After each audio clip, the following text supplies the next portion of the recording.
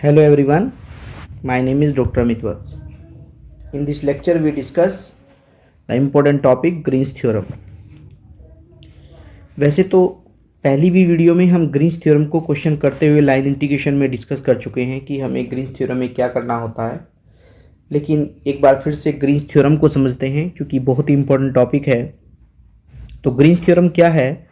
कोई भी कर्व है जो बाउंडेड है एक्स वाई प्लेन के अंदर, यानी ये जो थ्योरम है ये 2 डायमेंशन पर लगाई जाती है। एक्स वाई प्लेन के अंदर कोई रीजन है जो एक्स वाई प्लेन में है जिसका कर्व सी है।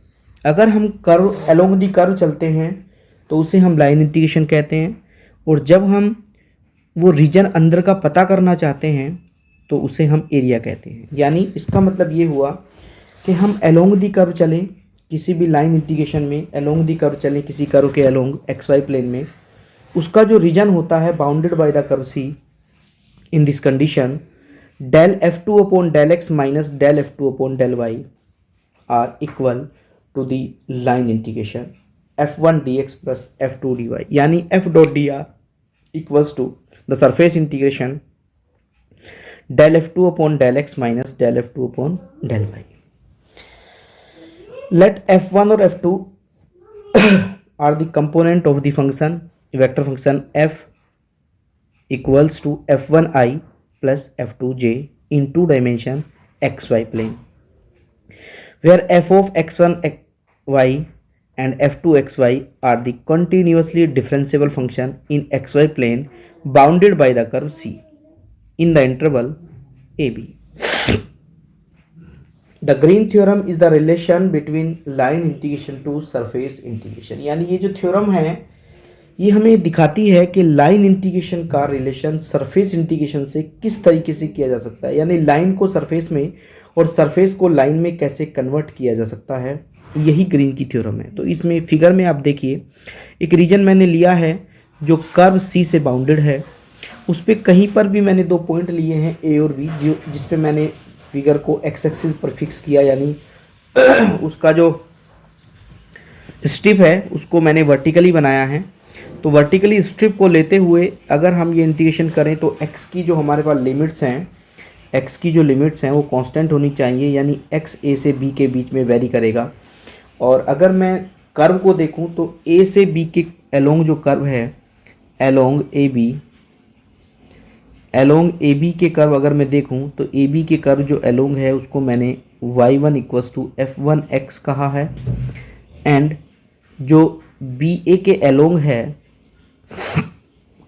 y2 इक्वल्स टू f2x है। यानी इस तरीके से हमने उस पूरे कर्व C को जो क्लोज कर्व है उसको 2 पार्टों में डिवाइड किया है, A से B और B से A। जब हम अलोंग दी कर्व चलेंगे तो एक लाइन इंटीग्रेशन आएगा, और जब रीजन का एरिया निकालेंगे, अंदर का एरिया निकालेंगे, तो ये सरफेस इंटीग्रेशन आता है। एक क्वेश्चन पे अप्लाई करते हैं, बहुत ही इंपॉर्टेंट क्वेश्चन है स्टूडेंट।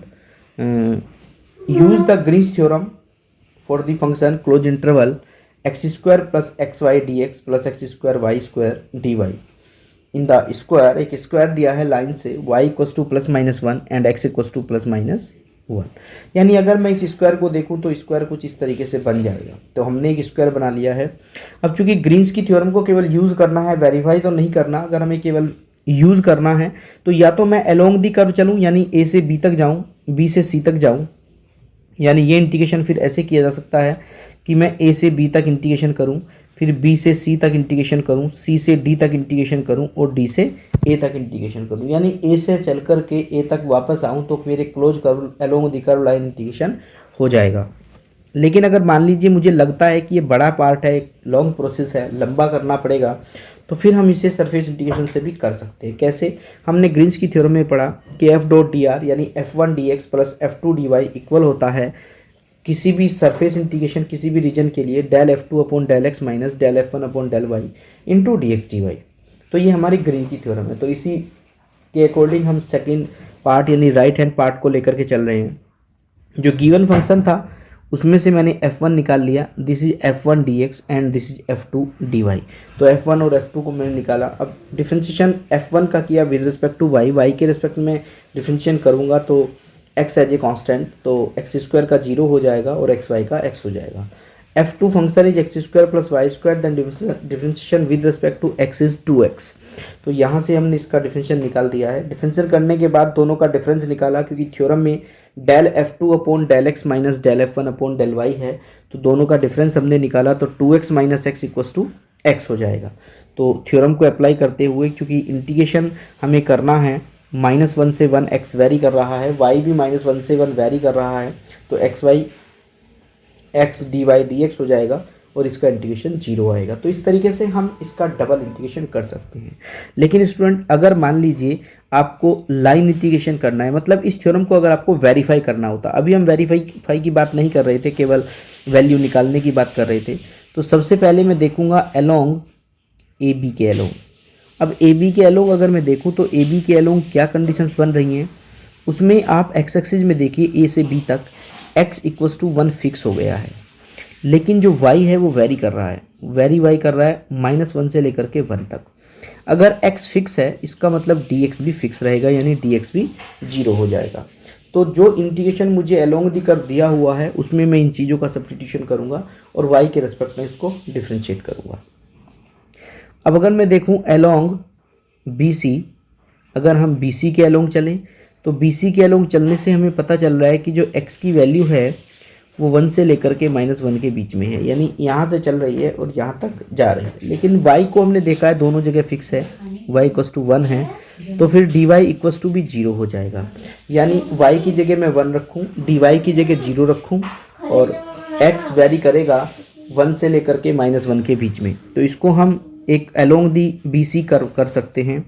अब अगर हम अलोंग CD देखें, अगर अलोंग CD देखें तो अलोंग CD में x इक्वस टू -1 फिक्स है, y वेरी कर रहा है 1 से लेकर के -1 की मुझे लिमिट देनी पड़ेगी।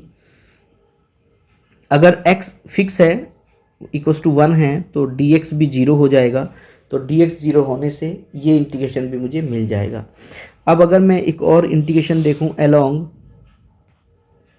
DA, तो अलोंग DA जब देखेंगे तो वहाँ पर हम देख रहे हैं कि जो x है वो वेरी कर रहा है, -1 से लेकर के 1 तक जा रहा है, y इक्वस टू -1 फिक्स है, dy इक्वस टू 0 हो जाएगा। तो इन कंडीशंस के साथ जब मैं अलोंग दी कर्व चलूँगा तो मेरे 4 इंटीग्रेशन बनेंगे अलग अलग, चारों का सम करूँगा तो लाइन इंटीग्रेशन मुझे मिल जाएगा। अब जो आंसर लाइन इंटीग्रेशन का इससे आया है वही सरफेस से आता है, दोनों आपस में बराबर हो जाते हैं। यही तरीका है ग्रीन्स की थ्योरम को वेरीफाई करने का। स्टूडेंट्स, एक और क्वेश्चन में हमने ग्रीन्स की थ्योरम को वेरीफाई किया है। अगर एक फंक्शन एक्स स्क्वायर आई प्लस एक्स वाई जे है, कोई कर्व दिया है एक स्क्वायर के फॉर्म में, तो उसमें या तो हम लाइन इंटीग्रेशन करें या सरफेस, बट हमें वेरीफाई करना है, यानी दोनों ही निकालने पड़ेंगे। तो f1 हमारे पास एक्स स्क्वायर हो जाएगा और f2 हमारे पास एक्स वाई हो जाएगा। कर्व जो हमें दिया है एक स्क्वायर दिया है, क्योंकि x equals to 0 x equals to a, y equals to 0 y equals to a given है। तो जब हम इसको स्क्वायर की फॉर्म में लेकर के चलेंगे तो स्क्वायर में हमने देखा कि सबसे पहले मुझे अलोंग दी कर्व अगर चलना है तो 4 इंटीग्रेशन हो रहे हैं, a से b जाना पड़ेगा, यानी पहला इंटीग्रेशन a से b होगा, दूसरा इंटीग्रेशन b से c जाना पड़ेगा, तीसरा c से d जाना पड़ेगा और चौथा इंटीग्रेशन हमें d से a आना पड़ेगा, यानी 4 इंटीग्रेशन हमारे बन रहे हैं अलोंग दी कर्व।